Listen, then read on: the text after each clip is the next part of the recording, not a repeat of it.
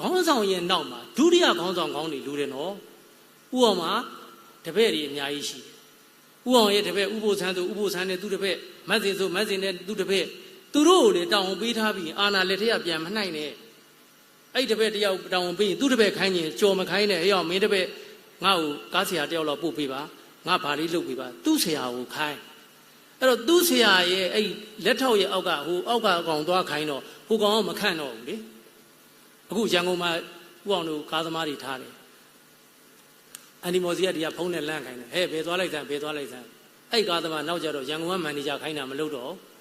ကျွန်တော်မအားသေးဘူးကျွန်တော်အန်တီခိုင်းတာလားကျွန်တော်ဒါလမ်းကြောင်းနေမှာပြီးတော့ဘယ်ဟုတ်မှသူကအိမ်ထဲသွားပြီးအိမ်အဲ့ဒါခိုင်းနေပဲအဲ့တော့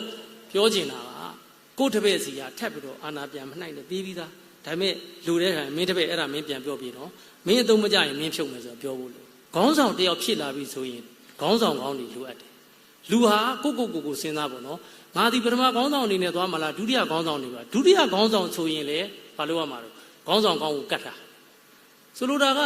ကိုယ်တိုင်းမစွမ်းဆောင်နိုင်ဘူးဆိုတော်တဲ့လူဘေးမှာကတ်နေတယ်အဲ့တော်တဲ့လူဘေးလူကတ်ရင်ကိုကရိုးသားတဲ့ဂုံတစ်ခုလေးနဲ့အသားလေးကတ်လိုက်သွား